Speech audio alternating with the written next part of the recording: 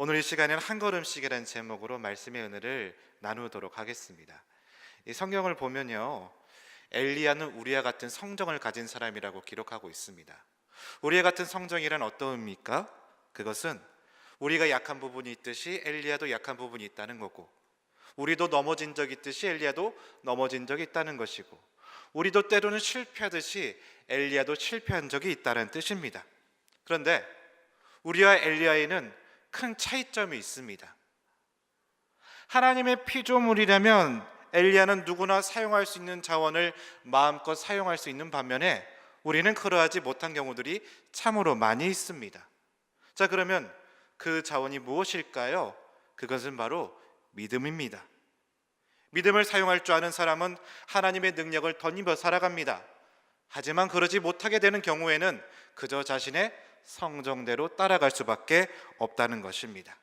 결국 우리의 가장 강력한 무기는 무엇이냐? 믿음이라는 것입니다. 요한일서 5장 4절은 이렇게 고백합니다. 무릇 하나님께로부터 난 자마다 세상을 이겼느니라. 세상을 이기는 승리는 이것이니 바로 우리의 믿음이라고 말씀하고 있습니다. 세상을 이기는 힘이 무엇이라고요? 믿음이라는 겁니다. 하나님께서는 우리가 그 믿음을 가지고 승리하기를 원하십니다. 엘리야도 그 믿음을 통해 크게 쓰임을 받게 되는데, 자, 그렇다면 하나님께서 그냥 사용하시느냐? 그 믿음을 가지게 하기 위해서 훈련을 시키고 계세요. 오늘 본문의 말씀을 통해서 우리가 살펴볼 것이 이것인데요, 어떻게 훈련을 시키셨을까? 오늘 본문을 보니까 세 가지의 방법이 소개가 되고 있습니다. 먼저 첫 번째로 하나님께서는 말씀에 순종해서 한 걸음씩 한 걸음씩 나갈 수 있도록 훈련을 시키고 계십니다. 한번 외쳐보겠습니다. 한 걸음씩, 한 걸음씩. 여러분, 이 한 걸음의 순종이 참으로 중요합니다. 하나님께서 우리를 훈련시키실 때 그 훈련의 모든 과정들 다 보여주시면 좋겠지만 그게 아니거든요. 그분은요, 우리의 눈에 보이는 것을 한 가지씩 한 가지씩만 보여주십니다. 마치 우리가 계단을 오르는 것처럼 하나씩 하나씩 보여주면서 하나씩 하나씩 성장하는 것이지 한꺼번에 올라가서 성장하는 것은 아니라는 것입니다. 다만 이 한 가지에 순종하게 돼서 믿음의 단계로 올라가게 되면 이전에 보이지 않던 믿음의 지경이 보이게 되고요, 또 한 계단씩 성장해서 또 한 걸음을 올라가다 보면 보이지 않던 또 믿음의 세계가 열려지게 되면서 그 믿음이 성장하게 되어 있다는 겁니다. 아브라함이 그랬죠. 하나님 말씀하십니다.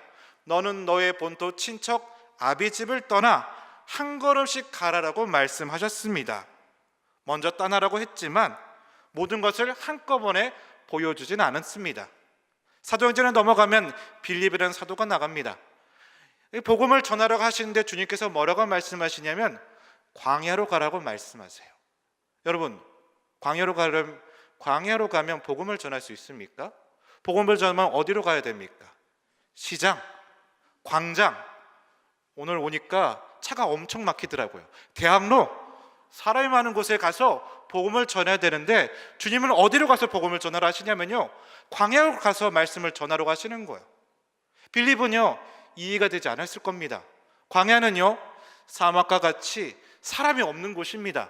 그런데 그 광야로 가라고 말씀하시는 이 말씀에 빌립이 순종하여 복음을 전해 나갔을 때 어떤 일이 벌어지게 됩니까? 에디오피아의 국고를 맡은 그 내시를 만나서 그 내시를 통해 에디오피아가 복음화가 되는 결과를 가져왔다는 겁니다. 다시 말해 그 한 걸음의 순종으로 복음 전파를 완수하게 된 것입니다. 엘리야도 그렇습니다. 오늘 보면 3절의 말씀 보면 하나님께서 엘리야에게 명하시는 말씀이 나옵니다. 너는 여기서 떠나 가서 숨고, 동사를 살펴보면요, 세 가지로 명령하고 계십니다. 그런데 그 이유에 대해서는 설명하지 않고 계십니다. 그런데 엘리야는 어떻게 했습니까? 순종했습니까? 순종하지 않았습니까? 순종했다는 겁니다. 그렇게 한 걸음씩 한 걸음씩 한 계단씩 한 계단씩 순종하게 되었을 때 하나님께서는 그의 믿음의 그릇을 크게 하시고 깊게 하여 주셔서 위대한 믿음의 인물로 사용해 주셨던 것입니다. 그리고 여러분 기억하시길 바랍니다. 믿음이라는 것은 무언가를 재보고 계산하는 것이 아닌 그 순간순간을 경험해내는 것입니다. 살아보는 것입니다. 그래서 한 걸음 한 걸음이 중요한 것입니다. 물론 하나님께서는요, 믿음의 전체 모습을 보여줄 때도 있어요. 성경의 말씀이 그렇죠. 창세기에는 천지창조가 있고 세상 끝날에는 무엇이 있습니까? 요한계시를 가보면 천국이 있고 그 후에 심판이 있습니다. 하지만 다 보여주어서 도움이 안 되는 것도 있습니다. 우리 장병들이요, 때로는 훈련을 받습니다. 유격훈련을 받다 보면요, 이 절벽에서 내려오는 코스가 있습니다. 우리 한 믿는 신우가 절벽에서 내려오려고 하는데 이 친구가 고소공포증이 있어요. 그러니까 교관 앞에서 내려가려고 하는데 다리가 부들부들 떨리는 겁니다. 그때 교관이 이렇게 말했답니다. 저 낭떠러지 끝을 보지 말고 너 발걸음 한 걸음 한 걸음을 봐라. 그 한 걸음 한 걸음씩을 보게 되었을 때 자기도 인지하지 못하는 순간에 땅에 안전하게 착지할 수 있었다는 거예요. 여러분의 아들들이 그렇게 한 걸음씩 한 걸음씩 가면서 진정한 군인으로 거듭나고 있습니다. 또 다른 예를 들어보자면요, 여러분 옆에 계신 분 한번 보시길 바랍니다. 이 찬양 예배 들으실 정도면 얼마나 열심히 믿음을 가지고 이 예배에 소망함이 있습니까? 참 아름다운 천사 같은 얼굴을 하고 계시죠? 우리 옆에 분에게 한번 이렇게 인사를 나눴으면 좋겠는데요, 정말 천사와 같으십니다. 아름다우십니다. 한번 고백해 보셨으면 좋겠습니다.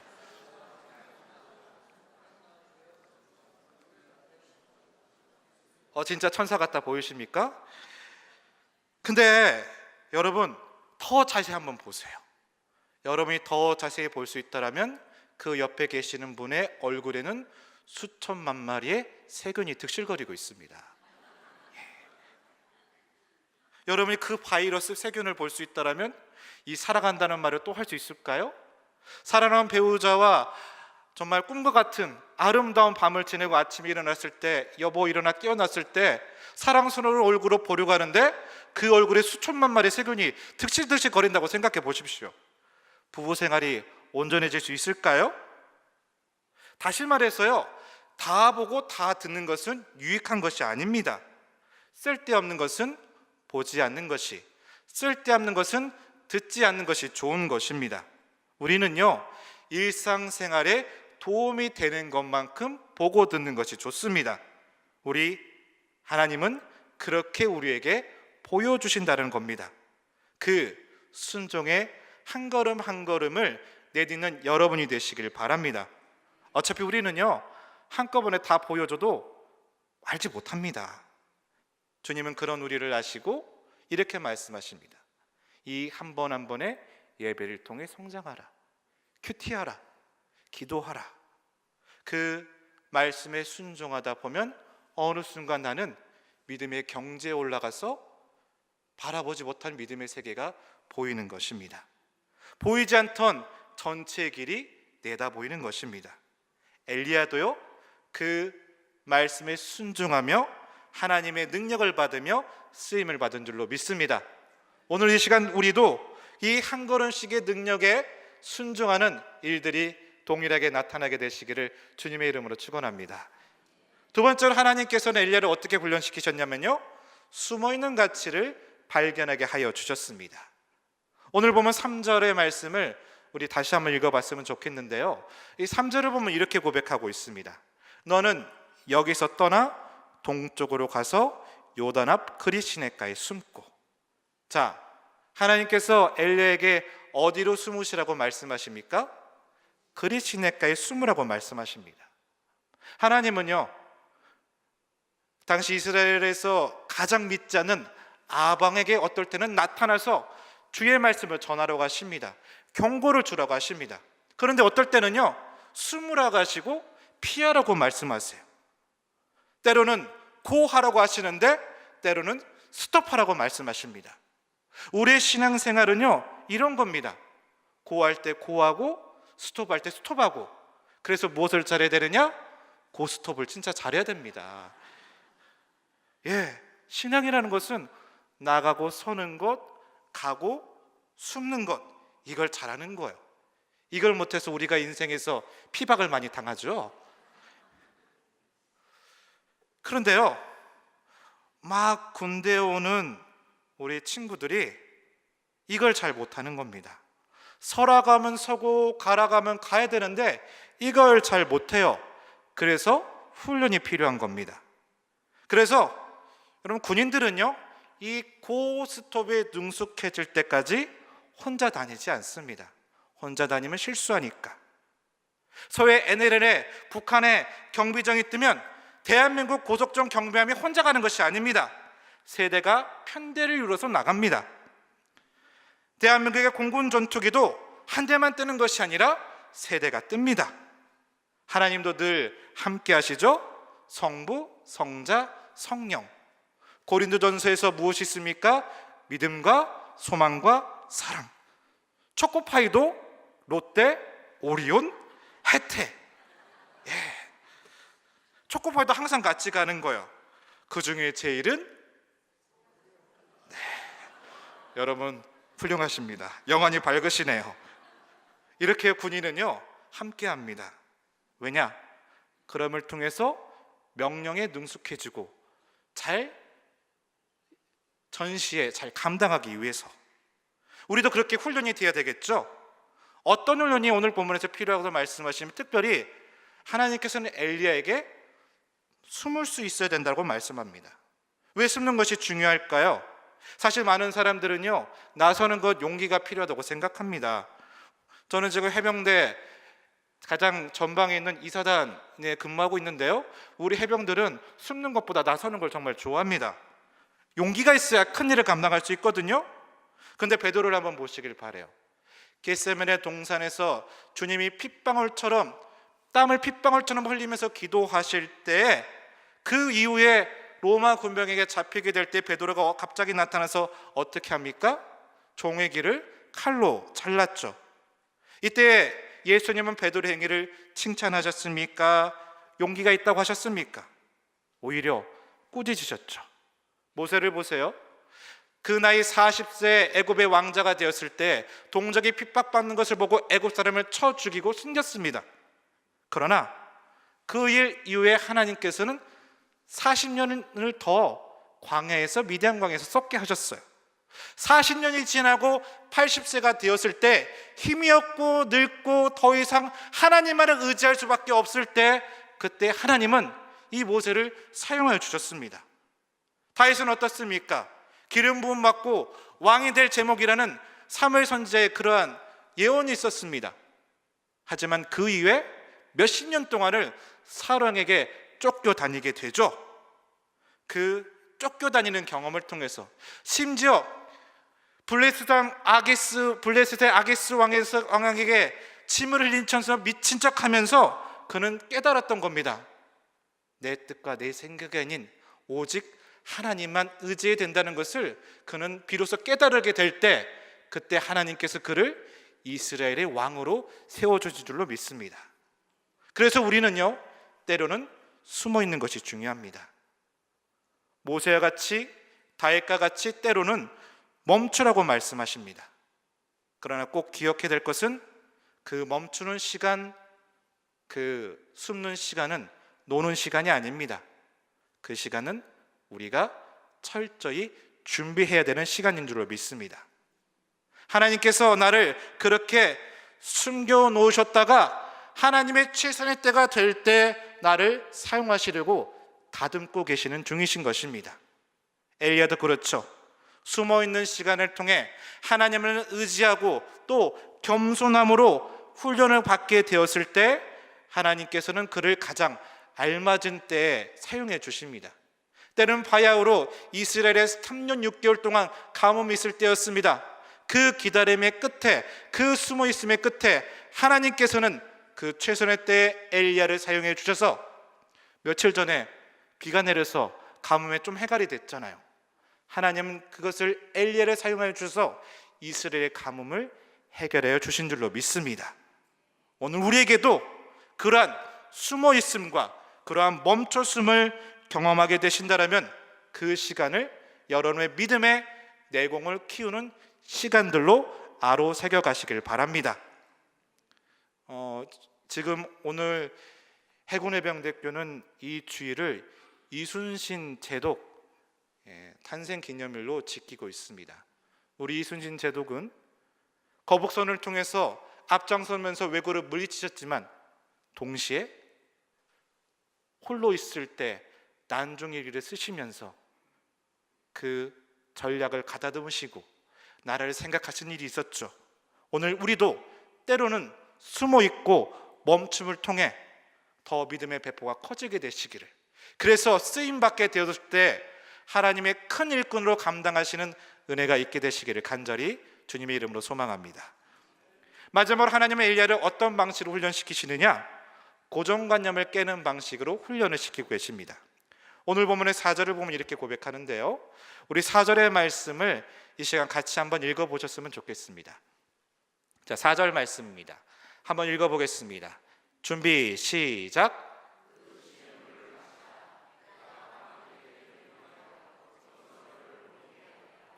자, 하나님께서는 엘리야의 고정관념을 깨시면서 어떻게 훈련시키고 계시냐면요, 그가 숨어 있을 때 무엇으로 먹이게 하십니까?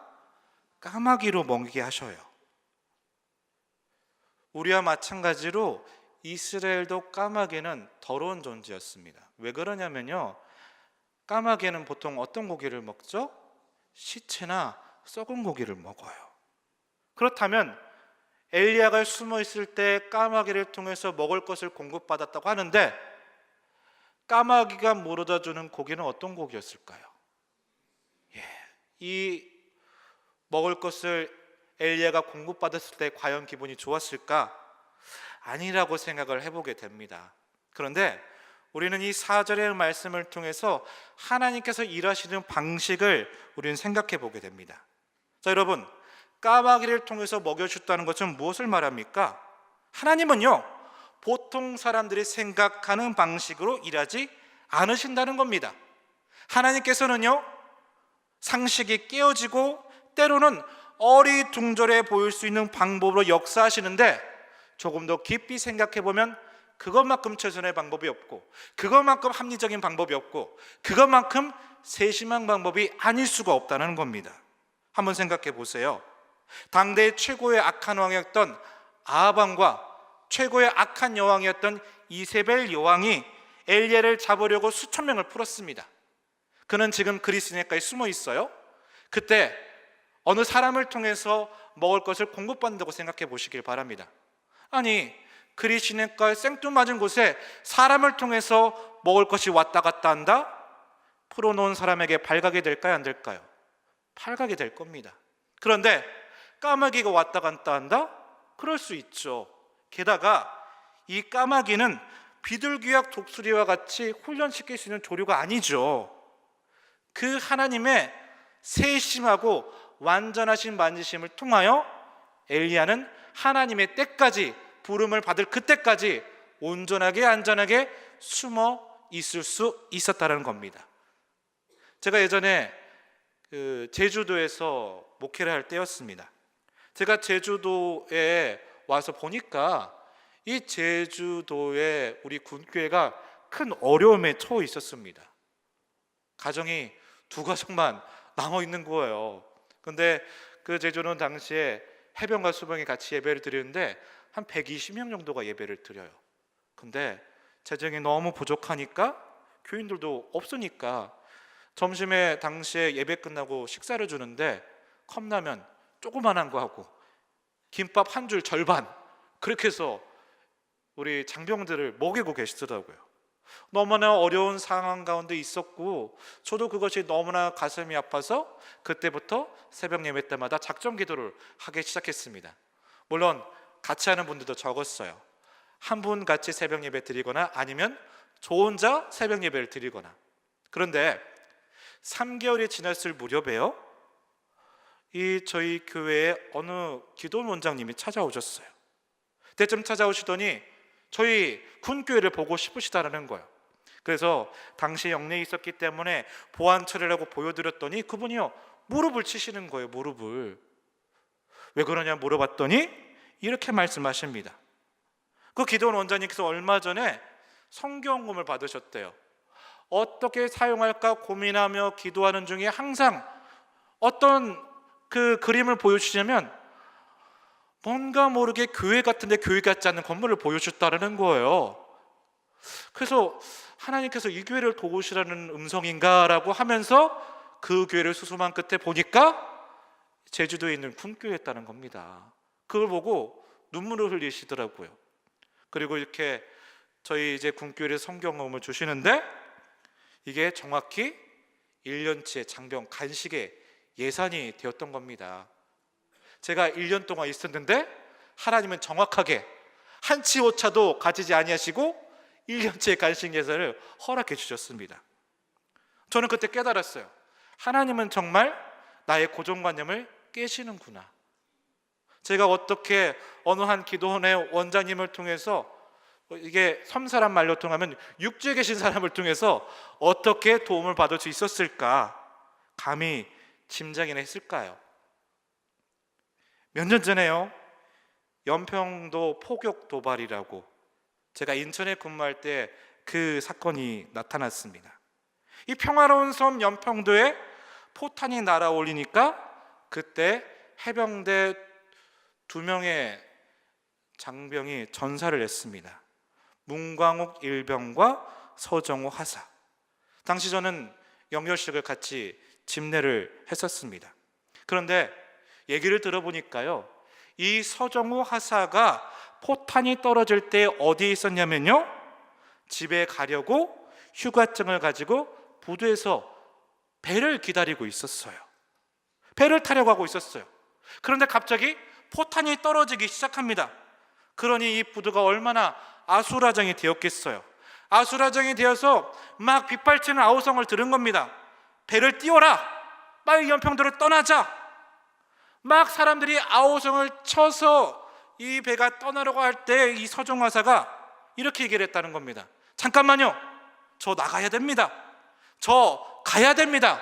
그래서 사랑하는 전우가 있는 부대를 향해서 가다가 포탄에 맞아서 전사를 한 겁니다. 저는요, 이게 충성이라고 생각합니다. 사실 당시 우리 서정화사 생각을 해본다면 그때 눈을 한번 찔끔 감았을 수도 있을 것 같아요. 아유, 뭐 내가 간다고 뭐 부대가 큰일이야 생기겠나, 내가 꼭 그렇게 가야 되나라고 잠깐 눈을 감을 수는 있을 거예요. 그런데 서정호 화사는 내가 사랑하는 섬, 내가 지켜야 하는 그 땅, 나와 함께 했던 전우들, 그곳을 남겨두고 혼자 살아남으려고 도망친다는 것을 생각하지 못했던 겁니다. 그래서 자신의 부대로 복귀를 하다가 포탄에 맞아 전사를 한 겁니다. 이 사건이 생긴 후에요, 대한민국에서 해병대가 생긴 이래로 가장 높은 경쟁 비율로 해병대 우리 청년들이 입대를 하려고 했던 것으로 기억을 하고 있습니다. 아마 그때 많은 분들께서 큰 충격을 받으셨어요. 요즘 청년들 나라 사랑하는 마음이 부족하다 하시는데 아니었다는 것이죠. 이 서정호 하사의 행동 하나를 통해서 많은 청년들이 더욱더 나라를 사랑할 수 있었다는 마음을 가지게 되고, 이것들이 우리 장년들의 고정관념을 깨게 되었다는 겁니다. 사랑하는 여러분, 예수 안에서도 충성이 있습니다.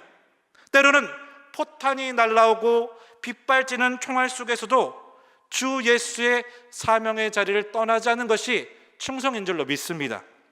여러분, 그렇게 자신의 자리를 떠나지 않는 사람에게 하나님께서는 상식적이 않은 상황일지라도 그 사람을 사용하여 주실 줄로 믿습니다. 예수님의 제자들, 정말 나약한 존재들이죠. 사도 바울, 그는 그리스도를 믿는 자를 핍박하고 죽이는 사람이었습니다. 하지만 하나님은 그 사람들을 변화시켜서 능력 있게 사용하여 주셨죠. 오늘 하나님은 나에게도 그렇게 믿음의 훈련을 시키셔서 귀하게 사용하여 주실 줄로 믿습니다. 그러게 여러분, 우리는 소망이 있습니다. 나는 연약하고, 나는 부족하고, 나는 믿음이 없고 나는 상황이 맞지 않을지라도 그 제자들을 사용하시고 그 사도 바울을 사용하시고 그 서정호 하사를 사용하시고 그 부족한 사람을 사용하셔서 능력 있게 변화시켜 주셨듯이 오늘 하나님은 상식적이지 못하고 부족한 나를 사용하셔서 엘리야와 같이 동일하게 그 믿음의 정병으로 사용하여 주실 줄로 믿습니다.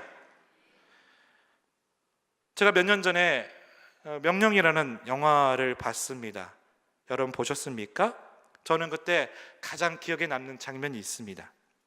이순신 제독이 타고 있던 대장선을 구했던 수많은 민간인들의 고깃배들, 울tur목에 갇혀서 위기 가운데 있는 이 대장선을 누가 구해줍니까?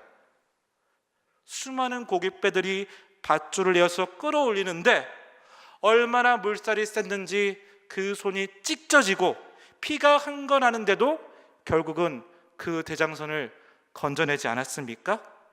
저는 지금까지 군승교가 여기까지 올 수 있었던 이유는 바로 그러한 분들의 노력이 있었기 때문이라고 생각합니다.